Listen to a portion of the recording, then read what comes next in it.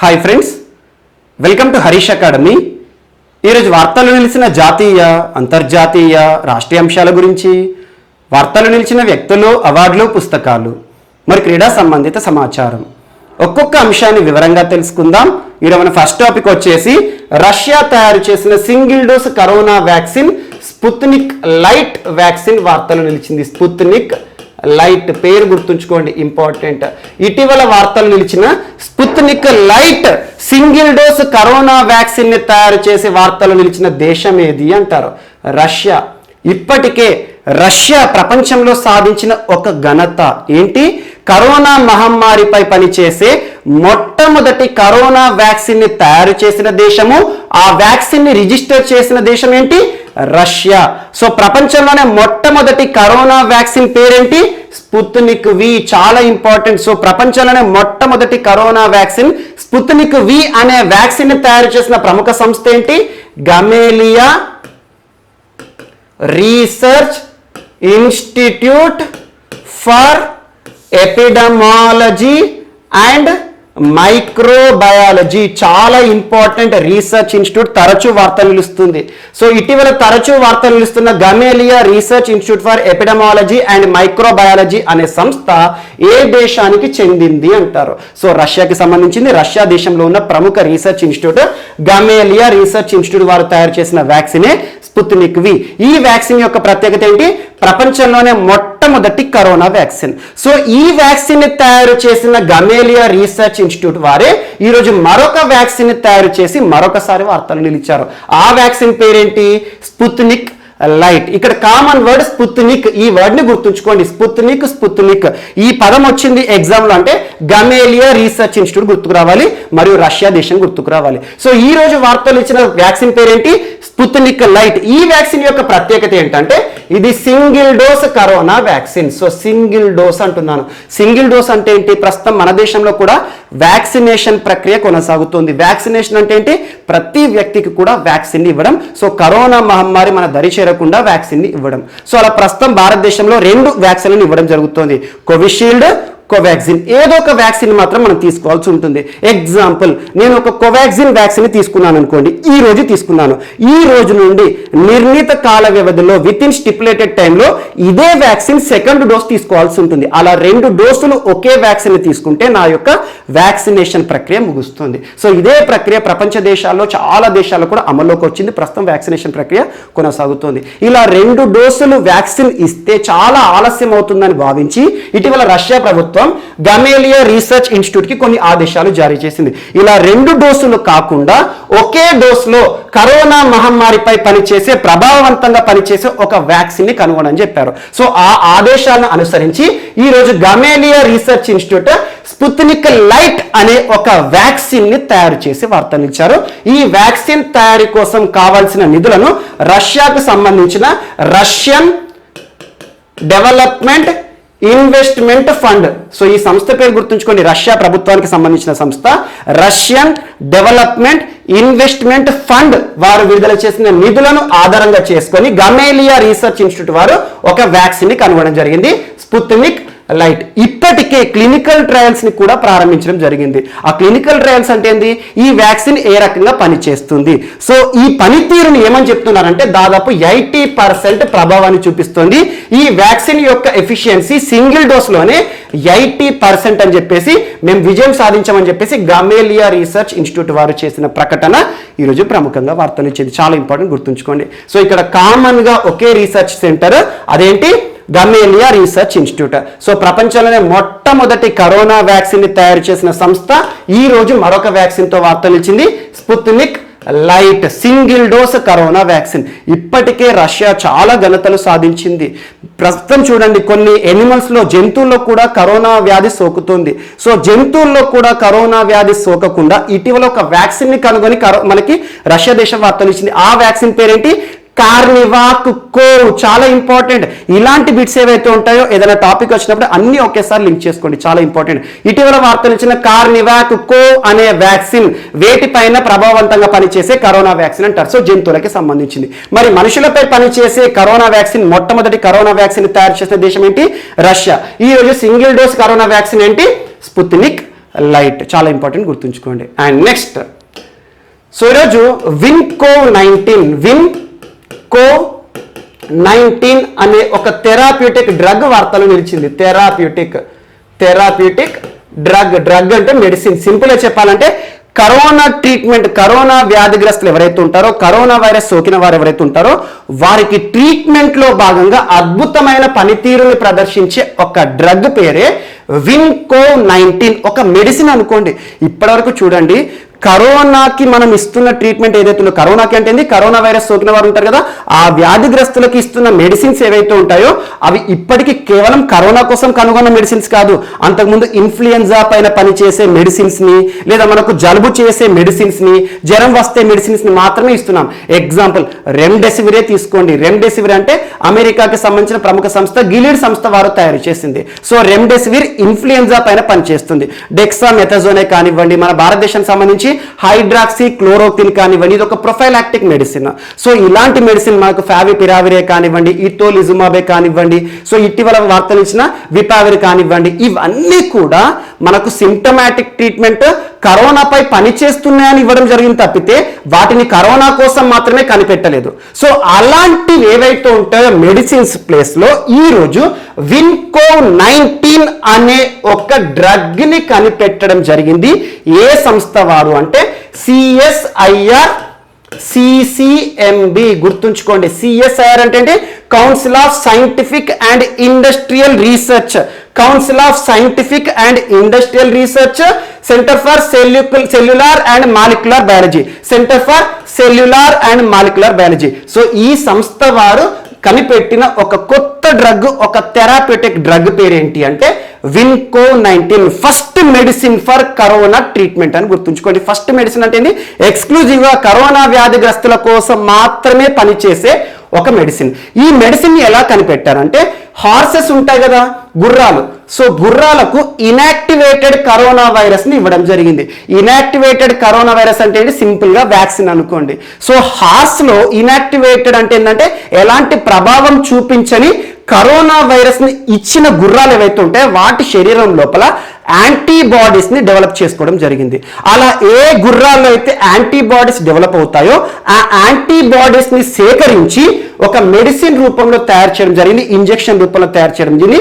ఈ యాంటీబాడీస్ వేటిపైన పనిచేస్తాయి, corona virus పైన పనిచేస్తాయి. సో ఆటోమేటిక్ గా ఈ రోజు ఎవరైనా వ్యక్తికి కరోనా వైరస్ సోకింది అనుకోండి, వారికి ఈ ఇంజెక్షన్ కానీ ఈ మెడిసిన్ కానీ ఇచ్చామనుకోండి, వారి లోపల కరోనా వైరస్ పైన అద్భుతంగా ప్రభావం చూపించి కరోనా మహమ్మారిని దాదాపు మన దరి చేరకుండా చేస్తుంది అన్నట్టు. అలాంటి ఒక మెడిసినే విన్కో-19. చాలా ఇంపార్టెంట్, గుర్తుంచుకోండి. సో ఇది హార్సెస్ నుండి తయారు చేయబడిన ఒక ప్రత్యేక డ్రగ్ అని గుర్తుంచుకోండి.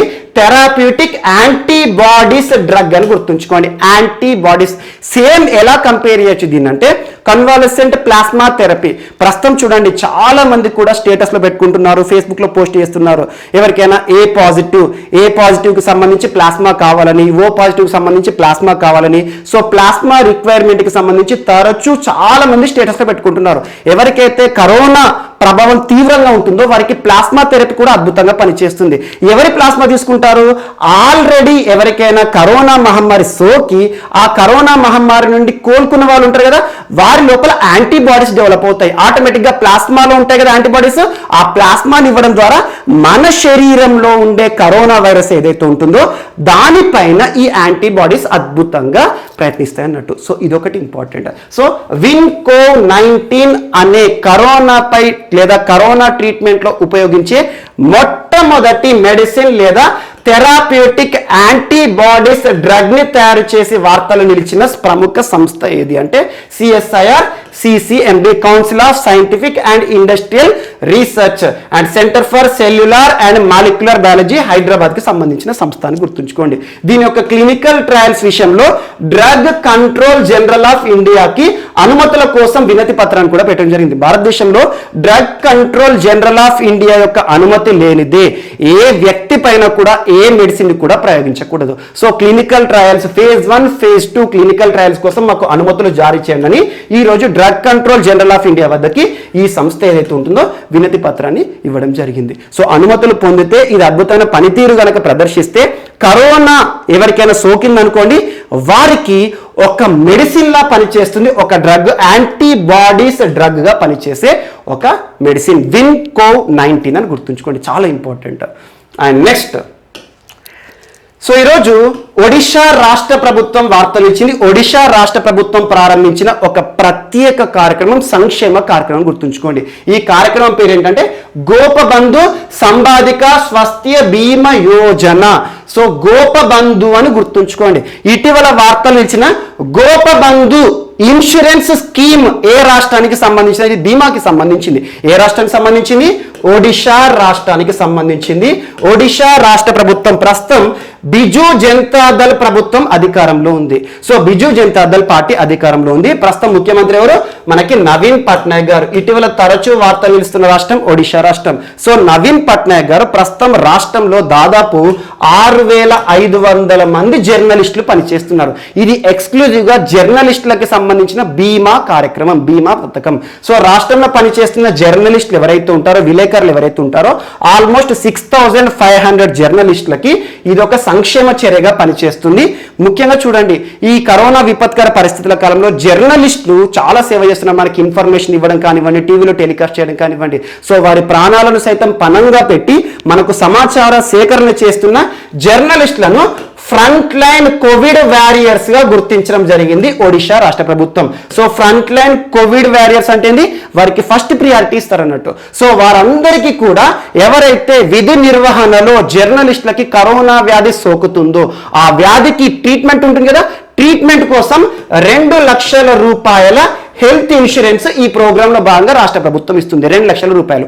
ఎగ్జాంపుల్, ఎవరైనా జర్నలిస్టు, ఒడిషా రాష్ట్రానికి సంబంధించిన జర్నలిస్టు ప్రాణాలు కోల్పోయాడు అనుకోండి, వారి కుటుంబానికి 15 lakhs బీమా ఇవ్వడం జరుగుతుంది. సో ఫ్యామిలీ బ్రెడ్ విన్నరే చనిపోతే ఆ ఫ్యామిలీని పోషించే వారు ఎవరు ఉంటారు? ఆటోమేటిక్గా ఆ ఫ్యామిలీ కోసం ఎవరైతే విధి నిర్వహణలో జర్నలిస్టులు ప్రాణాలు కోల్పోతారో వారి ఫ్యామిలీస్కి 15 లక్షల రూపాయలు, మరియు జర్నలిస్టులు ఎవరైనా విధి నిర్వహణలో కరోనా వ్యాధి సోకిందనుకోండి, ఆ వ్యాధి సోకిన వారికి ట్రీట్మెంట్ కోసం ఉపయోగపడుతుందని చెప్పేసి 2 లక్షల రూపాయలు ఇచ్చే ప్రత్యేక బీమా కార్యక్రమమే గోపబంధు సంబాదిక స్వాస్థ్య బీమా యోజన. చాలా important, health insurance scheme for journalist అని గుర్తుంచుకోండి, చాలా ఇంపార్టెంట్. ఇటీవల తరచూ వార్తలు నిలుస్తున్న రాష్ట్రం ఒడిషా రాష్ట్రం. మధుబాబు పెన్షన్ యోజన, ఒక పెన్షన్ యోజన, మధుబాబు పెన్షన్ యోజన ఇటీవల వార్తలు నిలిచింది. ఆ పెన్షన్ స్కీమ్ లోకి కొత్తగా చేరిన వర్గం ఏంటి? ట్రాన్స్జెండర్లు. ప్రస్తుతం ట్రాన్స్జెండర్లకు కూడా పెన్షన్ ఇస్తున్న రాష్ట్రం ఒడిషా రాష్ట్రం. మరియు పట్టణ పరిపాలనా సూచి అర్బన్ గవర్నెన్స్ ఇండెక్స్ లో టాప్ ప్లేస్ లో నిలిచిన రాష్ట్రం ఇటీవల ప్రజా అనే సంస్థ విడుదల చేసిన ర్యాంకింగ్ లో ఒడిషా రాష్ట్రం. మరియు దేశంలోనే కొన్ని సూపర్లేటివ్ అంశాలతో వార్తలు నిలిచింది. భారతదేశంలోనే అతిపెద్ద హాకీ స్టేడియం నిర్మాణం ఎక్కడ జరుగుతుందంటే ఒడిషా రాష్ట్రంలో. మరియు కరోనాకి సంబంధించి ఈరోజు ఒక టాపిక్ నేర్చుకుంటున్నాం కదా. సో కరోనాకి సంబంధించి దేశంలోనే మొట్టమొదటి కోవిడ్ వారియర్ మెమోరియల్ ని నిర్మిస్తున్న రాష్ట్ర ప్రభుత్వం ఏదంటే ఒడిషా రాష్ట్రం. ఎక్కడ? భువనేశ్వర్ రాష్ట్రంలో. మరి ఇటీవల ఒడిషా రాష్ట్రానికి సంబంధించి ఆకాంక్ష హాస్టల్స్ యొక్క ప్రత్యేకత మనం చూసాం. ఎస్సీ ఎస్టీస్ ఎవరైతే ఉంటారో రాష్ట్రంలో వారి కోసం ప్రత్యేక హాస్టల్స్, విద్యతో కూడిన హాస్టల్స్. మరియు ఇటీవల గురుప్రియ సేతు అనే ఒక వంతెన, స్వాభిమాన్ ఆంచల్ అనే ఒక ప్రత్యేక ప్రాంతమే కానివ్వండి, సింగ్లిపాల్ టైగర్ రిజర్వ్ ఏదైతే ఉందో, సింగ్లిపాల్ బయో రిజర్వ్ ఏదైతే ఉంటుందో, ఇటీవల ఫారెస్ట్ ఫైర్ సంభవించి వార్తలు తరచు కూడా. మరి ఇటీవల శాండ్ పార్క్ సంబంధిత అంశమే కానివ్వండి, తరచు ఒడిషా రాష్ట్రం. మరియు చిల్కా లేక్, ఒక బ్రాకిష్ వాటర్ లేక్, మరియు గహిర్మాత బీచ్ ఏదైతే ఉంటుందో, ఇటీవల ఆలివ్ రిడ్లీ టర్టిల్ సంరక్షణకు సంబంధించి వార్తలు ఇచ్చింది. ఇటీవల ఒడిషా రాష్ట్రం ఏ అంశాలతో అయితే వార్తలు ఇచ్చిందో వాటిపైన ప్రత్యేక శ్రద్ధ చూపండి.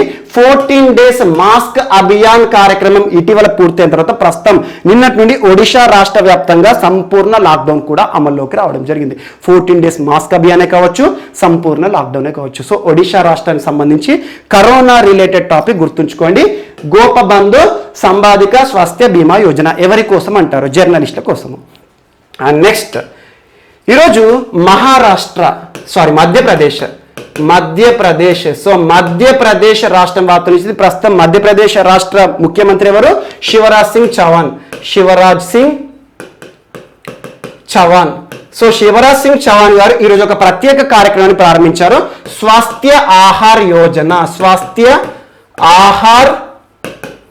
యోజన పేరు గుర్తుంచుకోండి. స్వాస్థ్య ఆహార్ యోజన అనే ఒక ప్రత్యేక కార్యక్రమం రాష్ట్రంలో కరోనా వ్యాధిగ్రస్తులు ఎవరైతే ఉంటారో వారికి కావలసిన పౌష్టిక ఆహారాన్ని, కరోనా వ్యాధిగ్రస్తులందరికీ కూడా పౌష్టిక ఆహారాన్ని ఇచ్చే ప్రత్యేక కార్యక్రమం స్వస్థ్య ఆహార యోజనని ప్రారంభించి వార్తలు ఇచ్చిన రాష్ట్రం ఏదంటే మధ్యప్రదేశ్ రాష్ట్రము. ప్రస్తుతం మధ్యప్రదేశ్ రాష్ట్రంలో అధికారంలో ఉన్న పార్టీ ఏంటి? BJP party. ప్రస్తుతం ముఖ్యమంత్రి ఎవరు? శివరాజ్ సింగ్ చౌహాన్ గారు. మొదటి విడతగా కొన్ని ప్రాంతాల్లో మాత్రం పైలట్ బేసిస్ గా ప్రారంభించడం జరిగింది. రాష్ట్రంలో ఎవరైతే కరోనా మహమ్మారి బారిన పడ్డవారు ఉన్నారో వారికి పౌష్టికాహారం అనేది చాలా ప్రభావం చూపిస్తుంది. సో పౌష్టికాహారాన్ని ప్రభుత్వమే ఉచితంగా డిస్ట్రిబ్యూట్ చేస్తుంది రాష్ట్ర వ్యాప్తంగా అతి త్వరలో. కానీ ఈ రోజు మాత్రం కొన్ని ప్రాంతాలు, సో మనకి మధ్యప్రదేశ్ రాష్ట్రంలో కొన్ని కీలకమైన సిటీస్ లో మాత్రమే ప్రారంభించడం జరిగింది. జస్ట్ పేరు గుర్తుంచుకోండి, స్వాస్థ్య ఆహార యోజన. కరోనా వ్యాధిగ్రస్తులకు పౌష్టికాహారాన్ని అందించే ఒక ప్రత్యేక కార్యక్రమం మధ్యప్రదేశ్ రాష్ట్రానికి సంబంధించి. ఇటీవల కరోనాకి సంబంధించి మధ్యప్రదేశ్ రాష్ట్రం తరచూ ఏదో ఒక అవగాహనతో వార్తలు నిలుస్తుంది. మాస్క్ నహీతో బాత్ నహీ, మాస్క్ నహీతో సామాన్ నహీ, రోకో టోకో మరియు వన్ మాస్క్ మెనీ లైఫ్స్ అనే ఒక మాస్క్ అవగాహన కార్యక్రమే కానివ్వండి. మరి ఇటీవల మధ్యప్రదేశ్ ఎక్కువ గో సంరక్షణ సంబంధిత అంశాలతో వార్తలు నిలుస్తుంది. అలాంటి అంశాలపైన ప్రత్యేకంగా దృష్టి పెట్టండి. అండ్ మత స్వేచ్ఛ బిల్లును రూపకల్పన చేసి కూడా ఇటీవల వార్తలు ఇచ్చింది మధ్యప్రదేశ్ రాష్ట్ర ప్రభుత్వం. సో మధ్యప్రదేశ్ సంబంధించి కరోనా సంరక్షణ కార్యక్రమం ఒకటి ఈరోజు వార్తలు ఇచ్చింది. అండ్ నెక్స్ట్ హర్యానా రాష్ట్ర ప్రభుత్వం. సో హర్యానా రాష్ట్ర ప్రభుత్వం ఈ రోజు కరోనాకి సంబంధించి ఒక ప్రత్యేక కార్యక్రమం ప్రారంభించింది. ఆయుర్వేదిక్ టెలిమెడిసిన్, ఆయుర్వేదిక్ టెలిమెడిసిన్ కార్యక్రమం అంటున్నాను. ప్రస్తుతం హర్యానా రాష్ట్రంలో బీజేపీ ప్రభుత్వం అధికారంలో ఉంది. సో బీజేపీ ప్రభుత్వంలో ఉంది.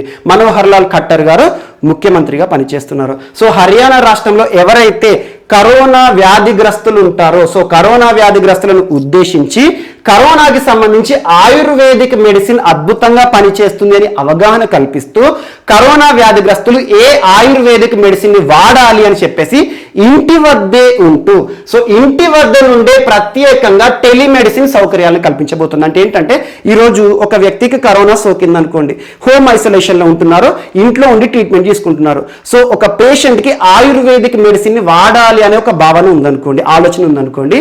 సో ఒక నెంబర్ ఇవ్వడం జరిగింది, 1075 అనే ఒక టోల్ ఫ్రీ నెంబర్ ని రాష్ట్ర ప్రభుత్వం ప్రారంభించింది. ఈ 1075 నెంబర్ కి కాల్ చేస్తే ఆయుర్వేదిక్ డాక్టర్లు మనకు సంప్రదిస్తారు అన్నట్టు. సో నాకు కరోనా ఈ రకమైన ప్రభావాన్ని చూపిస్తోంది, ఏ రకమైన ఆయుర్వేదిక్ మెడిసిన్ వాడాలని చెప్పేసి టెలిఫోన్ ద్వారా మనకు మెడిసిన్ సజెషన్స్ ఇచ్చే ఒక ప్రత్యేక కార్యక్రమమే ఆయుర్వేదిక్ టెలిమెడిసిన్ అనే ఒక కార్యక్రమం. ఇది ఒకటి కూడా గుర్తుంచుకోండి. సో ఆయుర్వేదిక్ టెలిమెడిసిన్ కరోనా వ్యాధిగ్రస్తుల కోసం ఒక టెలిమెడిసిన్ టెలిఫోన్ ద్వారా మనకి సంప్రదింపులు జరుపుతున్నారు. డాక్టర్లు మన దగ్గర రాకుండానే టెలిఫోన్ ద్వారా మనకు సజెషన్స్ ఇస్తారన్నట్టు, ఈ మెడిసిన్ వాడండి, ఈ ఆయుర్వేదిక్ మెడిసిన్ తీసుకోండి అని చెప్పేసి. సో ఆయుర్వేదిక్ టెలిమెడిసిన్ అనే ఒక ప్రత్యేక కార్యక్రమంతో కరోనా వ్యాధిగ్రస్తులకు ప్రత్యేక పథకాన్ని ప్రారంభించిన రాష్ట్రం ఏదంటే హర్యానా రాష్ట్ర ప్రభుత్వం. అందులో టోల్ ఫ్రీ నెంబర్ ఏంటంటే 1075. అండ్ నెక్స్ట్ ఈరోజు జార్ఖండ్ రాష్ట్ర ప్రభుత్వం కూడా సంజీవని వాహనాలను ప్రారంభించింది. సంజీవని వెహికల్స్, సంజీవని వెహికల్స్ యొక్క ప్రత్యేకత ఏంటంటే ఇవి ఆక్సిజన్ వెహికల్స్. సింపుల్ గా చెప్పాలంటే ఆక్సిజన్ ఆన్ వీల్స్ అన్నట్టు. ఎవరైతే హోమ్ ఐసోలేషన్ లో ఉంటూ ట్రీట్మెంట్ తీసుకుంటున్నారో వారికి ఆక్సిజన్ కొరత ఏర్పడింది అనుకోండి. మనకు చూడండి, కరోనా వ్యాధి అంటేనే మన యొక్క శ్వాస వ్యవస్థను దెబ్బతీస్తుంది, శ్వాస తీసుకోవడమే కష్టంగా ఉంటుంది.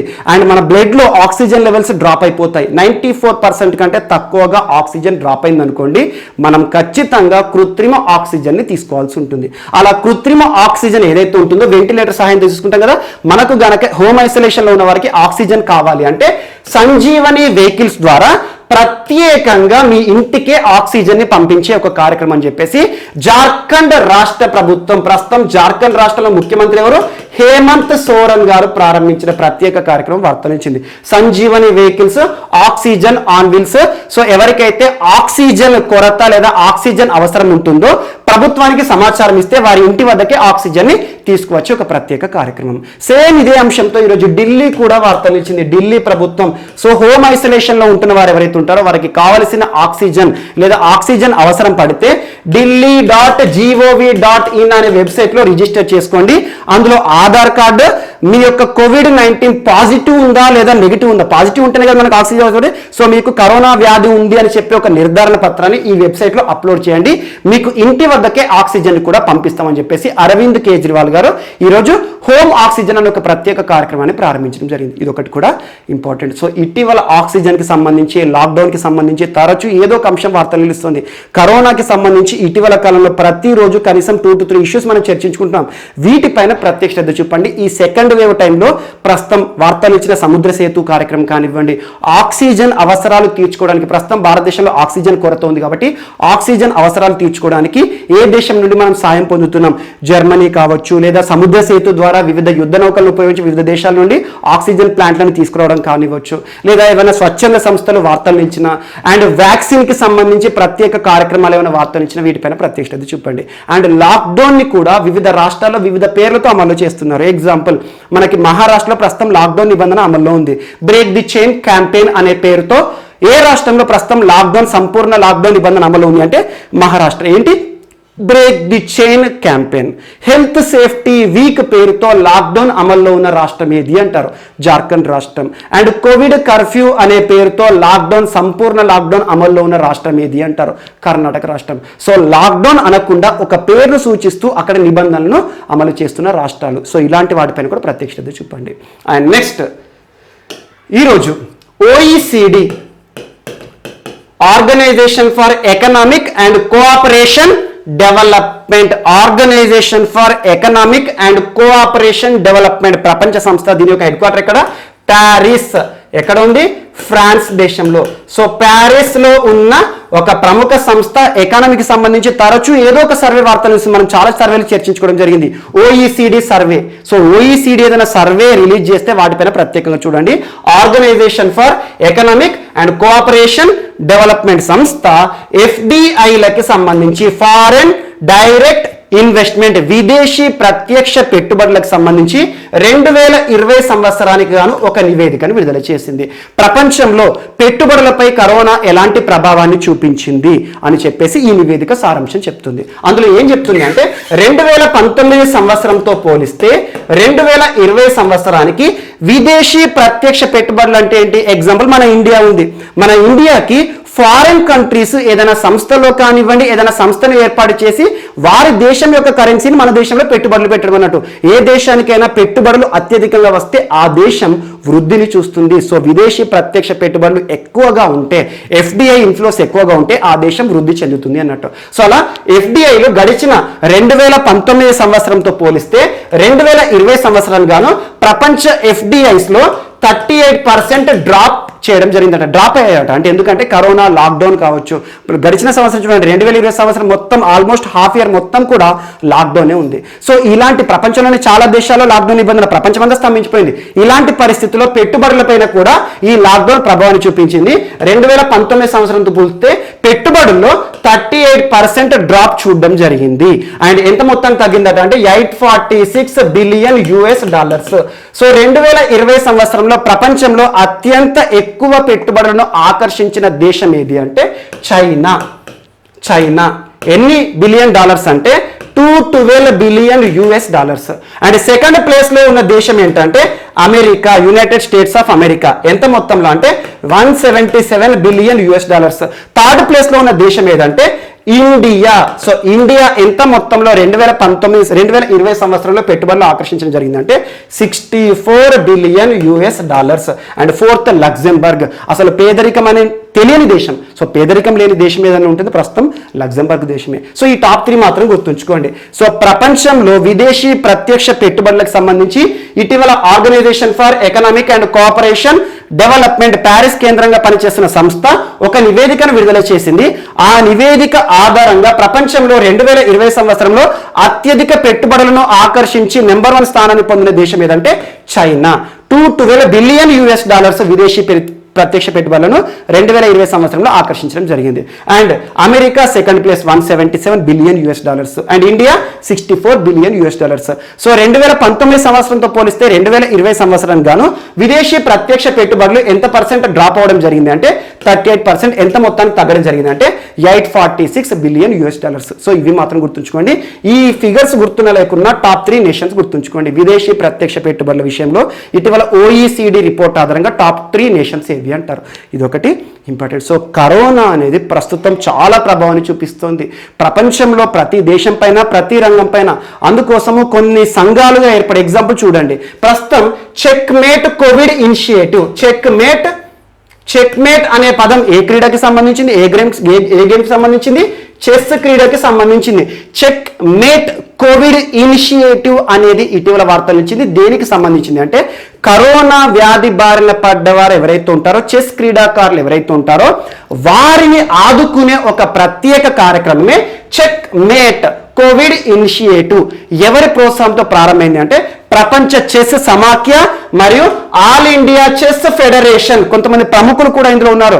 Viswanathan Anand 5 times world chess champion, మరియు కోనేరు హంపి గారు కానివ్వండి, వీరందరూ కూడా అవగాహన కల్పిస్తున్నారు. భారతదేశంలో ఎవరైతే చెస్ క్రీడాకారులు COVID-19 బారిన పడతారో వారిని ఆదుకోవడానికి ప్రపంచ చెస్ సమాఖ్య మరియు ఆల్ ఇండియా చెస్ ఫెడరేషన్ వారు ఏ పేరుతో ప్రత్యేకంగా ఒక సంక్షేమ కార్యక్రమంతో వార్తలు ఇచ్చారంటే checkmate Covid initiative. So ఇలాంటి అంశాలపైన కూడా ప్రత్యేకంగా చూడండి. అండ్ ఇటీవల ఆర్మీ కూడా రంగంలో దిగుతోంది. ప్రస్తుతం జర్మనీ ఆర్మీ మన భారతదేశానికి సాయం చేస్తుంది. జర్మనీ ఆర్మీ కూడా ఇటీవల తార్క్వాట్ అని ఒక పర్సన్ పేరు చెప్పాను.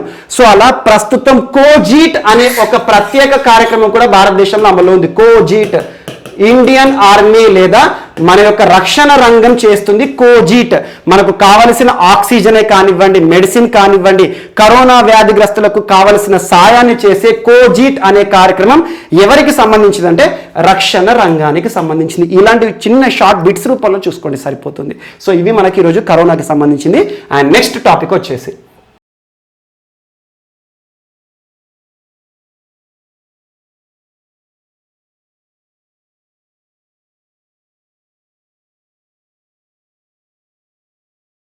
సో ఈరోజు మన నెక్స్ట్ టాపిక్ వచ్చేసి భారతదేశం నుండి చిరుధాన్యాల ఎగుమతి వార్తలు నిలిచింది. చిరుధాన్యాలు అంటున్నాను. పూర్తి సేంద్రియ పద్ధతిలో పండించబడిన చిరుధాన్యాలు డెన్మార్క్ దేశానికి ఎగుమతి అవుతూ ఈరోజు వార్తలు నిలిచింది ఒక అంశము. అపెడా అనే సంస్థ చేసిన కీలక ప్రకటన వార్తలు నిలిచింది. అపెడా అంటున్నాను, చాలా ఇంపార్టెంట్ సంస్థ. సో భారతదేశంలోని చిరుధాన్యాలు డెన్మార్క్ దేశానికి ఎగుమతి అవుతున్నట్లుగా ఒక కీలకమైన అంశం ఈరోజు వార్తలు నిలిచింది. చాలా ఇంపార్టెంట్.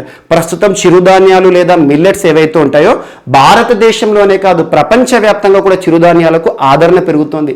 ఇలాంటి పరిస్థితులను దృష్టిలో ఉంచుకొని మన భారతదేశంలో పండించబడుతున్న చిరుధాన్యాలు ఏవైతే ఉంటాయో అవి కూడా ఎస్పెషల్లీ సేంద్రియ పద్ధతిలో, పూర్తిగా సేంద్రియ పద్ధతిలో లేదా ఆర్గానిక్ పద్ధతిలో, ఆర్గానిక్ మిల్లెట్స్ అనొచ్చు. ఆర్గానిక్ మిల్లెట్స్ లేదా ఒక పంట విషయంలో ఆర్గానిక్ అనే పదాన్ని వాడుతున్నామంటే దాని యొక్క అర్థం ఏంటి? సేంద్రియ పద్ధతిలో పండించబడిన పంట అంటాం.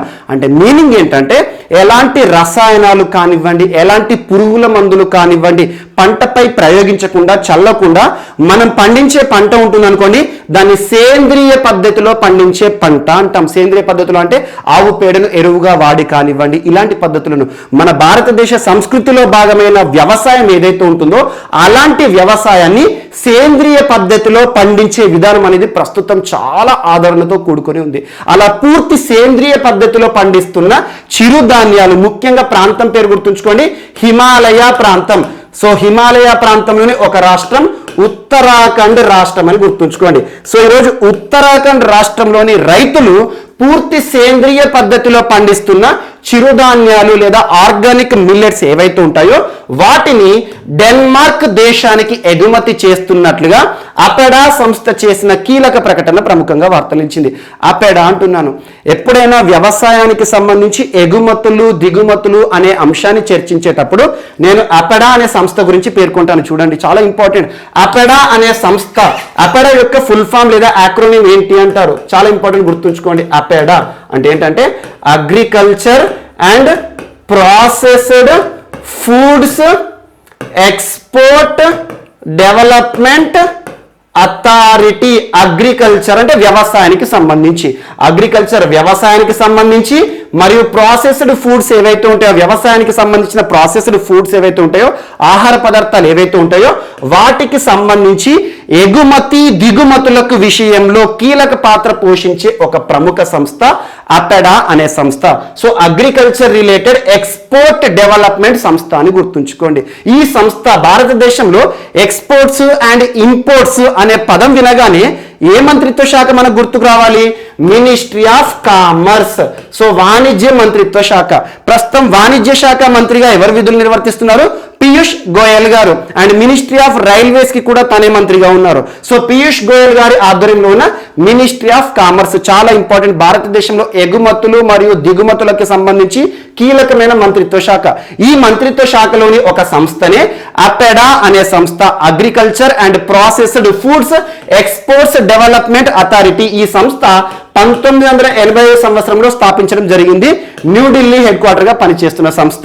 అపెడా ఈరోజు ఏం ప్రకటించింది అంటే, భారతదేశంలోని హిమాలయ ప్రాంతంలోని రైతులు, ముఖ్యంగా ఉత్తరాఖండ్ రాష్ట్రంలోని రైతులు పూర్తి సేంద్రియ పద్ధతిలో మన స్వదేశీ విధానంలో పండిస్తున్న మిల్లెట్స్, చిరుధాన్యాలు ఏవైతే ఉంటాయో వాటిని ఫుల్లీ స్టాండర్డ్స్ తో డెన్మార్క్ దేశానికి ఎగుమతి చేస్తున్నాం అని చెప్పేసి ఒక కీలక ప్రకటన వార్తలు ఇచ్చింది.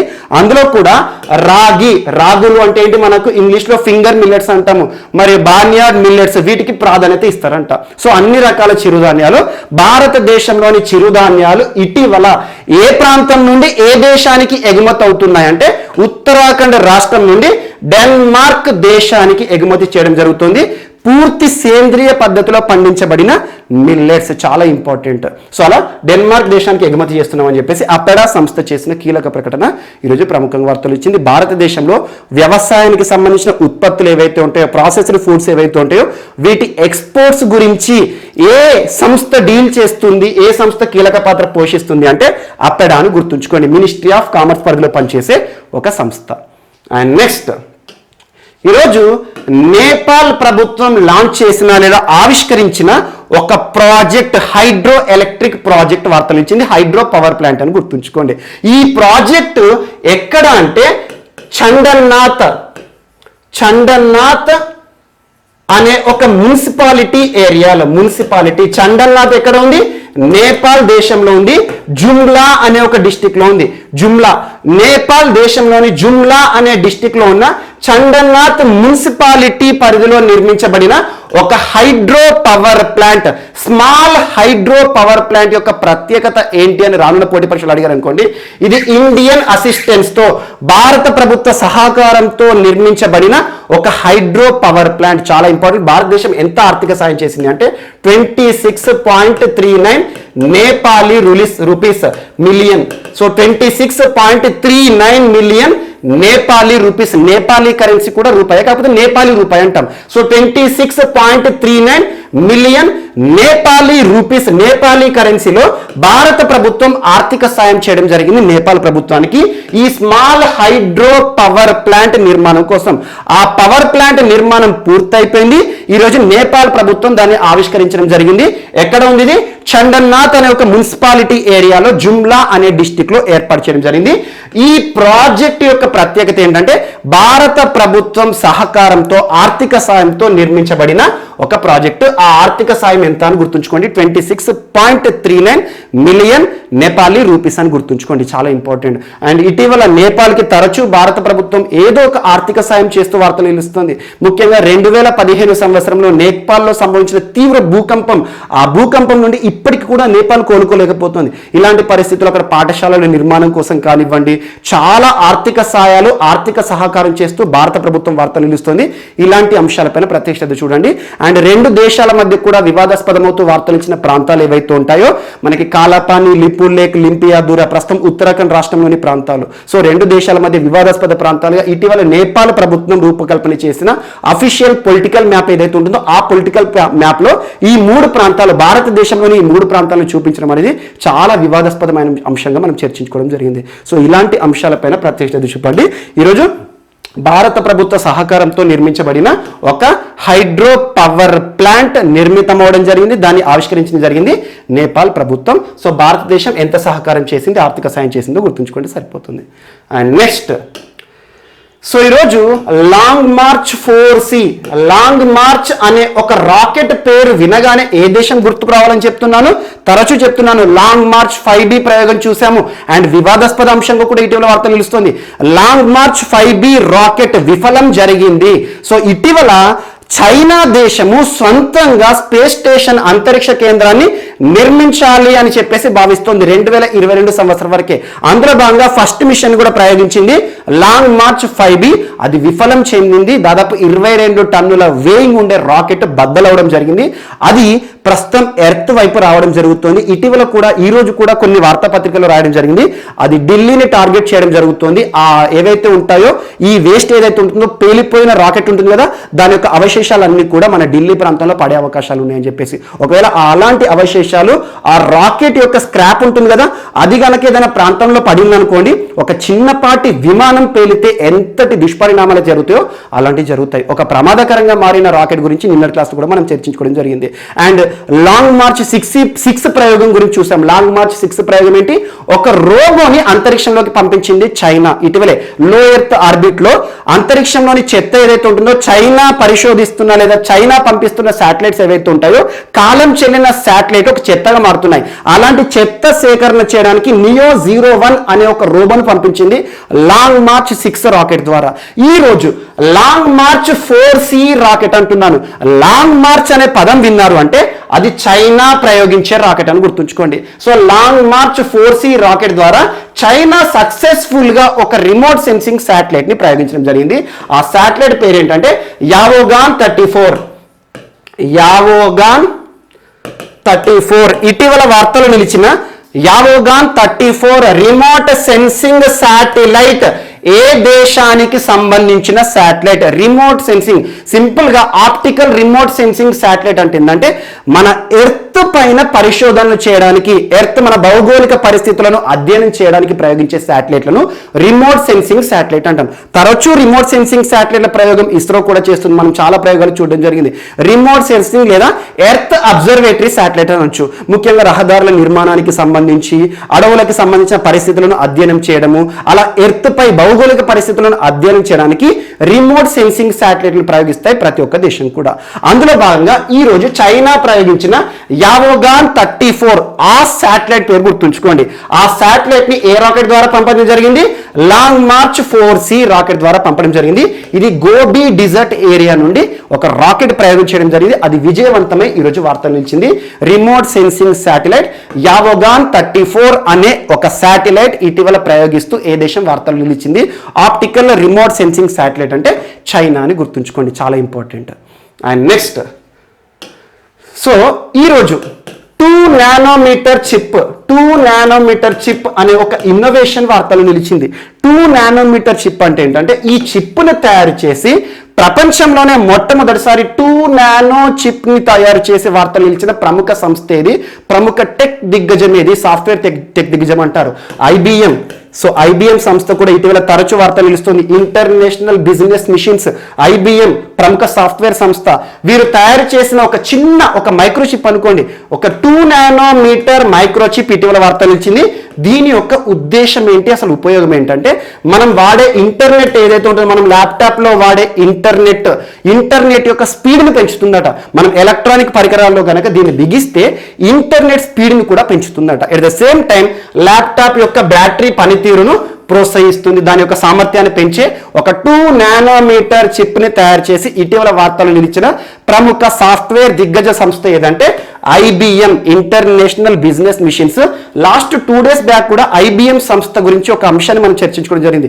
ప్రపంచంలోనే మొట్టమొదటి లేదా world's first ever artificial intelligence based solar powered ship Mayflower 400 అనే ఒక షిప్ గురించి 2 days బ్యాక్ మనం చర్చించుకున్నాం. మే ఫ్లవర్ 400 షిప్ అంటున్నాను. ఆర్టిఫిషియల్ షిప్, కృత్రిమ మీద ఆధారంగా నడిచే లేదా సౌరశక్తిని ఉపయోగించుకొని నడిచే ఒక షిప్ ప్రపంచంలోనే మొట్టమొదటిసారి తయారు చేసే సంస్థ ఏదంటే ప్రోమేర్ అనే ఒక సంస్థ చెప్పాను, చాలా ఇంపార్టెంట్. సో ప్రోమేర్ సంస్థ ఏ సంస్థ సహకారంతో తయారు చేసిందని చెప్పాను? IBM సంస్థ, చాలా important. With in span of 2 days లోనే IBM మరొక ఇన్నోవేషన్ తో వార్తలు నిలిచింది. 2 నానోమీటర్ చిప్. ఈ 2 నానోమీటర్ చిప్ ఒక చిప్, కంప్యూటర్లో వేసే చిప్ అన్నట్టు. ఈ చిప్ యొక్క ఉద్దేశం ఏంటంటే మన యొక్క ఇంటర్నెట్ స్పీడ్ ఏదైతే ఉంటుందో అంతర్జాలం యొక్క స్పీడ్ని పెంచుతుంది. అట్ ద సేమ్ టైం మన యొక్క కంప్యూటర్లో ఎలక్ట్రానిక్ పరికరాల యొక్క పనితీరు, వాటి యొక్క బ్యాటరీ సామర్థ్యం ఉంటుంది కదా, వాటిని కూడా పెంచే సామర్థ్యం ఉన్న ఒక 2 నానోమీటర్ చిప్ని తయారు చేసే వార్తలు ఇచ్చిన ప్రముఖ సాఫ్ట్వేర్ సంస్థ ఏదంటే IBM. అండ్ నెక్స్ట్, ప్రపంచంలోనే మొట్టమొదటిసారి లేదా ఫస్ట్ జెనెటికల్లీ మాడిఫైడ్ మస్కిటో ఇప్పటి వరకు చాలాసార్లు మనం చూసాం. GM క్రాప్స్ అంటే పంటలు, జెనెటికల్గా మాడిఫై చేయబడిన పంటల గురించి చూస్తూ ఉంటాం. ఇటీవల కాలంలో చాలా మనం చూసాం, BT కాటన్స్ అని చాలా వరకు చూస్తాం. సో జెనెటికల్లీ మాడిఫైడ్ క్రాప్స్ గురించి చూస్తాము, జెనెటికల్లీ మాడిఫైడ్ ఎనిమల్స్ గురించి చూస్తాం. కానీ ప్రపంచంలోనే మొట్టమొదటిసారి జెనెటికల్లీ మాడిఫైడ్ మస్కిటోని సృష్టించి వార్తలు నిలిచిన సంస్థ ఏదంటే అమెరికాకి సంబంధించిన ప్రముఖ సంస్థ ఆక్సిటెక్. పేరు గుర్తుంచుకోండి సరిపోతుంది. ఆక్సిటెక్ అనే ఒక బయోటెక్ ఫర్మ్. బయోటెక్నాలజీ అంటేనే జీన్స్ కి సంబంధించి డీల్ చేసే శాస్త్రము. సో బయోటెక్నాలజీ సంస్థ ఆక్సిటెక్ ఎక్కడ ఉంది? అమెరికాకి సంబంధించిన సంస్థ. సో ఈ ఆక్సిటెక్ అనే బయోటెక్ సంస్థ ఏం చేసిందంటే ప్రపంచంలో మొట్టమొదటిసారి దోమలను జెనెటికల్ గా మాడిఫికేషన్ చేస్తుంది. జెనెటికల్ అంటే జన్యువు, జీన్ అంటే ఏంటి? జన్యువు. మన లోపల ఉండే జన్యువులు ఏవైతే ఉంటాయో వాటిని మార్చివేయడం ద్వారా మనకు కావలసిన లక్షణాలను, మనకు కావలసిన అవసరాలను తీర్చే స్థాయికి తీర్చిదిద్దడం అన్నట్టు. సో అలా ఈ దోమ యొక్క ప్రత్యేకత ఏంటంటే మనకు చూడండి, మనుషుల్లో కలిగే హానికరమైన వ్యాధులకు దోమలు కారణం. అందులో కూడా ఫీమేల్ మస్కిటోస్ ఎక్కువగా కారణమవుతాయి. ఎగ్జాంపుల్ అడెస్ ఈజిప్టి మస్కిటో ఉంటుంది. మనుషుల్లో చాలా వరకు కొన్ని ప్రాణాంతక వ్యాధులకి కూడా కారణమయ్యే ఒక ఫీమేల్ మస్కిటో అడిస్ ఈజిప్టి అంటాం మనం. ఎగ్జాంపుల్ జికా కానివ్వండి, జికా వైరస్ కూడా దీని ద్వారానే జరుగుతుంది. సో చాలా వరకు కూడా మనుషుల్లో హానికరమైన వ్యాధులకి కారణమయ్యే దోమలు అడిస్ ఈజిప్టి అనే మస్కిటో, అందులో కూడా ఫీమేల్ మస్కిటోస్. ప్రస్తుతం ఫ్లోరిడా, సో అమెరికాలోని ఫ్లోరిడా ఏదైతే ఉంటుందో ఫ్లోరిడా స్టేట్ లో జస్ట్ 4% మాత్రమే ఈ మస్కిటోస్ ఉన్నాయి, ఫీమేల్ అడిస్ ఈజిప్టి మస్కిటోస్. కానీ చాలా ప్రాణాంతకమైన వైరస్లకి వెక్టార్లుగా పనిచేస్తున్నాయి అంట. సో ఇలాంటి పరిస్థితిని దృష్టిలో ఉంచుకొని ఇందులో మేల్ మస్కిటోస్ అసలు హాని చేయవు. సో మేల్ మస్కిటోస్ ఎప్పుడు కూడా ఎలాంటి హాని చేయవు, ఈవెన్ బైట్ కూడా చేయవు. కేవలం ఫీమేల్ మస్కిటోస్ మాత్రమే బైట్ చేయడం జరుగుతుంది. ఇలాంటి ఫీమేల్ మస్కిటోస్ యొక్క జనాభాని అంతరింప చేయడానికి మేల్ మస్కిటోస్ ని జెనెటికల్ గా మాడిఫికేషన్ చేయడం జరిగింది ఆక్సిటెక్ అనే సంస్థ. ఇందులో ఏం చేస్తారంటే ఫస్ట్ వీటి యొక్క బ్రీడింగ్, ఆ ఎగ్స్ ఉంటాయి కదా, ఈ మస్కిటోస్ ఎగ్స్ పెడతాయి కదా, ఆ ఎగ్స్ ఏవైతే ఉంటాయో అందులో మనకు కావలసిన జన్యు మార్పిడి చేస్తారు. అలా ఎగ్స్ నుండి పూర్తిగా డెవలప్ అయిన జీవి ఉంటుంది కదా, మేల్ మస్కిటో ఉంటుంది కదా, వాటి తర్వాత వచ్చే జనరేషన్ ఏదైతే ఉంటుందో, ఆఫ్ స్ప్రింగ్స్ ఏవైతే ఉంటాయో వాటిపైన ప్రభావవంతంగా చూపిస్తుంది అన్నట్టు. జస్ట్ మనకు ఫ్యూచర్ లో దోమల జనాభానే అంతరింప చేయడానికి మేల్ అడెస్ ఈజిప్టి మస్కిటోస్ ని జెనెటికల్ గా మాడిఫికేషన్ చేయడం ద్వారా ప్రపంచంలోనే మొట్టమొదటిసారి ఒక మొట్టమొదటి జెనెటికల్లీ మాడిఫైడ్ మస్కిటోని సృష్టించి వార్తలు ఇచ్చిన సంస్థ ఏదంటే ఆక్సిటెక్ అనే సంస్థ. గుర్తుంచుకోండి, అమెరికాని గుర్తుంచుకోండి సరిపోతుంది. ఎందుకంటే ఈ జన్యు మార్పిడి ఏ రకంగా చేస్తారు, ఏ జీన్ ని బయటికి తీస్తారు, దానిలో DNA మార్పిడి ఎలా చేస్తారు, ఇలాంటివి మనకు కాంపిటేటివ్ ఎగ్జామ్స్ లో అడగరు. జస్ట్ ఆక్సిటెక్ అనే సంస్థ గుర్తుంచుకోండి. మొట్టమొదటిసారి ప్రపంచంలోనే ఫస్ట్ జెనెటికల్లీ మాడిఫైడ్ మస్కిటోని సృష్టించి వార్తలు ఇచ్చింది. సో మేల్ మస్కిటోలను మాత్రమే జన్యు మార్పు చేస్తారు. ఆ మేల్ మస్కిటో ప్రభావం ఫిమేల్ మస్కిటో పై పడుతుంది. నెక్స్ట్ ఆఫ్ స్ప్రింగ్స్ అనేవి డెవలప్ కాకుండా పోతాయి. ఇది ఒకటే ఉద్దేశం, అది ఒకటి గుర్తుంచుకోండి. And next, so Aadhaar card మనం తరచూ చూస్తూనే ఉంటాం. యూనిక్ ఐడెంటిటీ కార్డు అంటాం. మన యొక్క కార్డ్ నెంబర్ మనకు మాత్రమే ఉంటుంది. ప్రతి ఒక్కరు కూడా ఆధార్ కార్డ్ నెంబర్స్ వారికి గుర్తుండాలి ఎప్పుడు చూసినా కూడా. అలాంటి ఆధార్కి సంబంధించి ఈరోజు ఒక యాక్ట్ వార్తలు నిలిచింది. Section 142 of social security code 2020. ఏదైనా కోడ్స్ కానివ్వండి, రూల్స్ కానివ్వండి, యాక్ట్స్ కానీ వార్తలు నిలిస్తే ఆ ఇయర్స్ గుర్తుంచుకోండి. సోషల్ సెక్యూరిటీ కోడ్ అంటున్నాను, సామాజిక భద్రతా చట్టం అని గుర్తుంచుకోండి. సామాజిక భద్రతా చట్టం సెక్షన్ 142ని అనుసరించి ప్రస్తుతం భారతదేశంలో అనార్గనైజ్డ్ సెక్టార్ లో పనిచేస్తున్న వారు ఎవరైతే ఉంటారో, అనార్గనైజ్డ్ అంటే ఏంటంటే అసలు ఎంతమంది పని చేస్తున్నారు, ఏ పని చేస్తుందో కూడా ప్రభుత్వానికి తెలియదు అన్నట్టు. సో అలాంటి అవ్యవస్థీకృత రంగం అంటాం మనం ఎకానమీలో. సో అనార్గనైజ్డ్ సెక్టార్ లో పనిచేస్తున్న లేబర్ ఎవరైతే ఉంటారో వారి యొక్క డేటాను ఈ సెక్షన్, ఈ చట్టాన్ని అనుసరించి national database for unorganised sector, national database for unorganised workers, NDUW అని గుర్తుంచుకోండి. ఇటీవలే నేషనల్ ఇన్ఫర్మాటిక్స్ సెంటర్, భారతదేశానికి సంబంధించి టెక్నాలజీకి సంబంధించి ఏ అంశం వార్తలు నిలిచినా, ఏ యాప్ వార్తలు నిలిచినా కూడా NIC వారు రూపకల్పన చేస్తారు. నేషనల్ ఇన్ఫర్మాటిక్స్ సెంటర్ వారు రూపకల్పన చేసిన national database for unorganised workers లో భారతదేశంలో అన్ఆర్గనైజ్డ్ సెక్టార్ లో అవ్యవస్థీకృత రంగంలో పనిచేస్తున్న ప్రతి ఒక్క కార్మికుడి యొక్క డేటాని నమోదు చేయండి, వారి ఆధార్ నెంబర్స్ ని కూడా ఎన్రోల్ చేయండి. దీని ద్వారా జరిగే లబ్ధి ఏంటంటే అన్ఆర్గనైజ్డ్ సెక్టార్ లో ప్రస్తుతం భారతదేశంలో ఎంతమంది వర్కర్స్ పనిచేస్తున్నారు, ఏ రకంగా వారి యొక్క జీవన విధానం గడుస్తోంది, ఇలాంటి అంశాలు తెలిస్తే ఫ్యూచర్ లో భారత ప్రభుత్వం కూడా వీరికి వెల్ఫేర్ స్కీమ్స్ ని రూపకల్పన చేసే అవసరాలు ఉంటాయి, అవకాశాలు ఉంటాయని చెప్పేసి భారతదేశంలో అన్ఆర్గనైజ్డ్ సెక్టార్ కి పనిచేస్తున్న కార్మికుల యొక్క ఆధార్ కార్డ్ నెంబర్స్ ని ఈ డేటాబేస్ లో చేర్చడానికి section 142 of social security code 2020 వార్తలు ఇచ్చింది. ఎందుకంటే మన యొక్క డేటా, మన యొక్క సమాచారం అనేది ప్రైవసీ కింద వస్తుంది. మనకు వ్యక్తిగత సమాచారాన్ని భద్రంగా దాచుకోవచ్చు. So right to privacy is fundamental right under which article అంటారు? ఆర్టికల్ 21. మన జీవించే హక్కులో రహస్యాలను కూడా ఉంచుకోవచ్చు. అలాంటి మన ఆధార్ కార్డ్ నెంబర్ తీసుకోవాలంటే ప్రభుత్వానికి కూడా అధికారం ఉండదు. అలాంటి ప్రభుత్వానికి సంబంధించి సెక్షన్ 142ని ఉపయోగించి మాత్రం ఈ ప్రక్రియ చేయొచ్చు అని చెప్పేసి కేంద్ర ప్రభుత్వం చెప్తోంది. ప్రస్తుతం ఇది ఏ మంత్రిత్వ శాఖకి సంబంధించి అంటే ministry of labour and employment, కేంద్ర కార్మిక మంత్రిత్వ శాఖ అంటాం. ఇది మినిస్ట్రీ ఆఫ్ స్టేట్ సహాయ మంత్రిత్వ హోదాలో ఉంటుంది. ప్రస్తుతం ఎవరున్నారు? సంతోష్ గ్యాంగ్వార్ గారు మంత్రిగా పనిచేస్తున్నారు. వారు ఇచ్చిన ప్రకటన ఈరోజు వార్తలు ఇచ్చింది. భారతదేశంలో అన్ఆర్గనైజ్డ్ సెక్టర్ లో పనిచేస్తున్న కార్మికుల అందరి యొక్క ఆధార్ కార్డ్ నెంబర్స్ ని ఈ డేటాబేస్ లో స్టోర్ చేయండి అని చెప్పడం జరిగింది. ఇది ఒకటి ఇంపార్టెంట్. అండ్ నెక్స్ట్, సో దివ్యాంగులకి సంబంధించి UDID ఈరోజు వార్తలు నిలిచింది. Unique disability identity card. Unique disability అంటున్నాను. భారతదేశంలో వికలాంగులు అనకూడదు, దివ్యాంగులు. యాక్చువల్గా ఎవరైతే పర్సన్స్ ఛాలెంజ్లు ఉంటారో దివ్యాంగుల జనాభా చాలా మంది ఉన్నారు. అలాంటి దివ్యాంగులకి సంబంధించి ఒక చట్టం కూడా ఉంది భారతదేశంలో. దివ్యాంగులకు కూడా సమాన అవకాశాలు ఇవ్వాలి, వారి హక్కులను రక్షించే చట్టం. ఆ చట్టం ఏంటి? Persons with disability equal opportunities, protection of rights, fully participation act 1995. ఆ చట్టం స్థానంలో నూతన చట్టం 2016. చాలా ఇంపార్టెంట్, గుర్తుంచుకోండి. పర్సన్స్ విత్ డిజేబిలిటీ అంటే ఏంటి? దివ్యాంగులు, సమాన అవకాశాలు, హక్కుల పరిరక్షణ, సంపూర్ణ భాగస్వామ్య చట్టం 1995, లేటెస్ట్ రీసెంట్ 2016. దీన్ని అనుసరించి వారికి రిజర్వేషన్స్ ఉంటాయి. సివిల్స్ లో కూడా వారికి రిజర్వేషన్స్ ఉంటాయి. సో ఇలాంటివి ఏవైతే ఉంటాయో దివ్యాంగులకు సంబంధించి దేశవ్యాప్తంగా కూడా ఒక ఐడెంటిటీ సిస్టమ్ తీసుకురావాలి, ఆధార్ కార్డ్ లాంటిది అని చెప్పేసి ఒక యూనిక్ ఐడెంటిటీ సిస్టమ్ లేదా unique disability identity card system ని భారత ప్రభుత్వం 2016 సంవత్సరంలో ప్రారంభించడం జరిగింది. ఇది ministry of social justice and empowerment, కేంద్ర సామాజిక మరియు సాధికారత మంత్రిత్వ శాఖ. ప్రస్తుతం ఎవరు మంత్రిగా ఉన్నారు? తావర్చంద్ గెహ్లాట్ గారు ఉన్నారు. దివ్యాంగులకు సంబంధించి కానివ్వండి, వృద్ధులకు సంబంధించి కానివ్వండి, సంక్షేమం అనేది ఈ మంత్రిత్వ శాఖ పరిధిలోకి వస్తుంది. Ministry of social justice and empowerment. So కేంద్ర సామాజిక మరియు సాధికారత మంత్రిత్వ శాఖ, వీరికి సాధికారత కల్పించే ఒక మంత్రిత్వ శాఖ అనుకోండి. 2016 సంవత్సరంలో UDID అనే ఒక సిస్టమ్ ని తీసుకొచ్చింది మంత్రిత్వ శాఖ.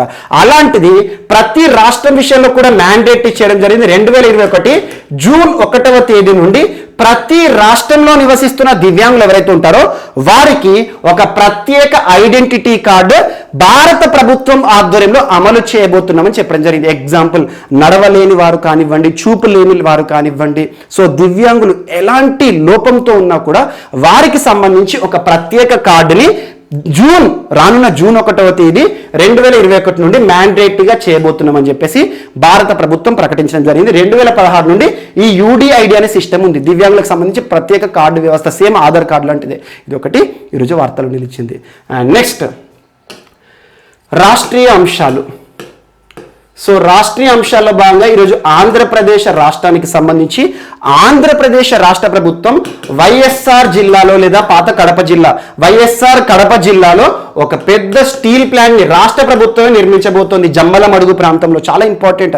సో కడప జిల్లాలో దాదాపు 11,606 కోట్ల రూపాయల విలువైన ఒక స్టీల్ ప్లాంట్ ని నిర్మించబోతోంది వైఎస్ఆర్ స్టీల్ ప్లాంట్ అని గుర్తుంచుకోండి. అలాంటి స్టీల్ ప్లాంట్ కోసం ఇప్పటికే 3,148 ఎకరాల కోసం కూడా రాష్ట్ర ప్రభుత్వం సర్వే చేస్తుంది. సో అలా పెద్ద ఎత్తున ఒక స్టీల్ ప్లాంట్ ని ఒక రాష్ట్ర ప్రభుత్వం సొంతంగా నిర్మించబోతున్న స్టీల్ ప్లాంట్ కి సంబంధించి రాష్ట్ర ప్రభుత్వం ఈ రోజు ఒక సంస్థతో ఒప్పందాన్ని కుదుర్చుకునే వార్తలు ఇచ్చింది.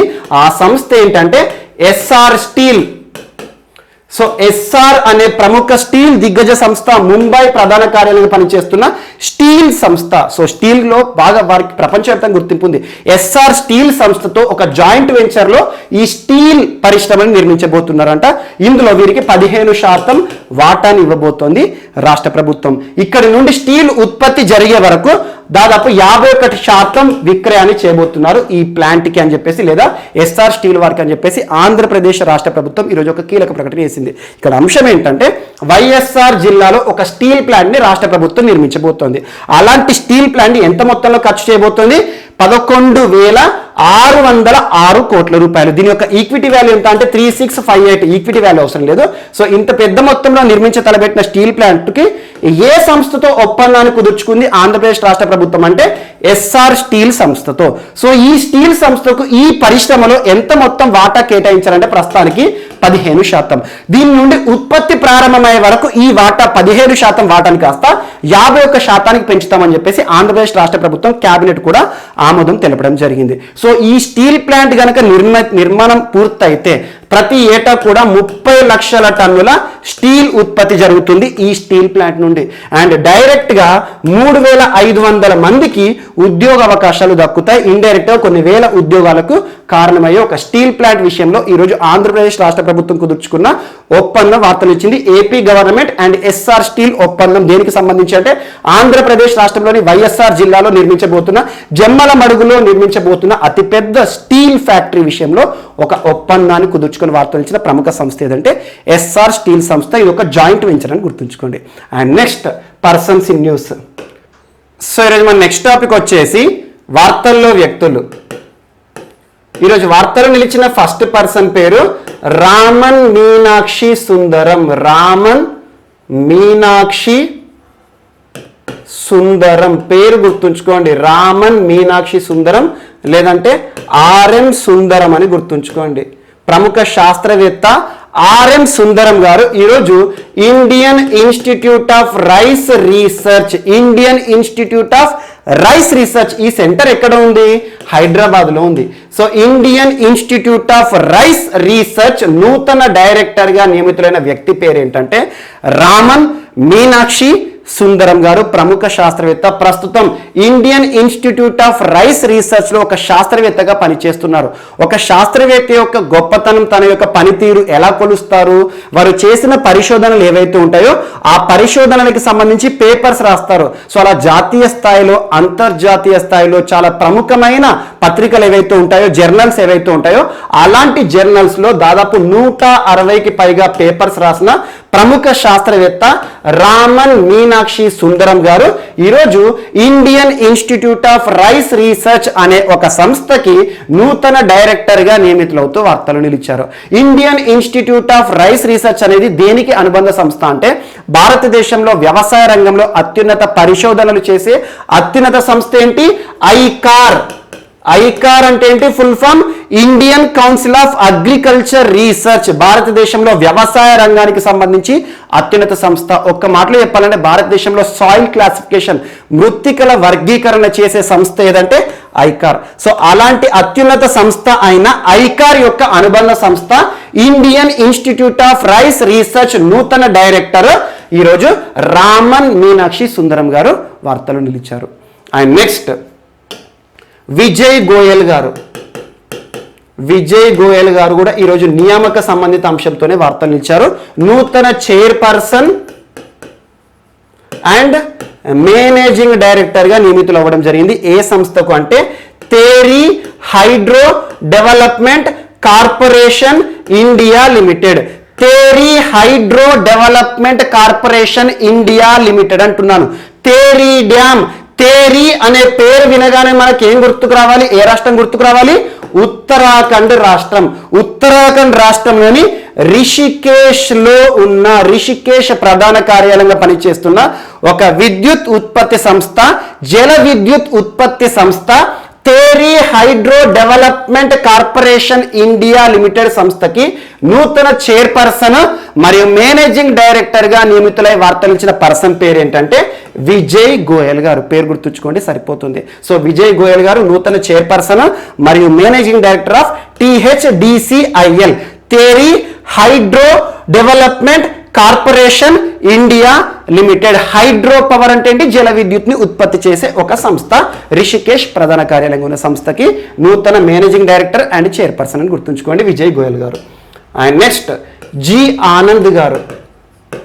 జి ఆనంద్ గారు పేరు గుర్తుంచుకోండి.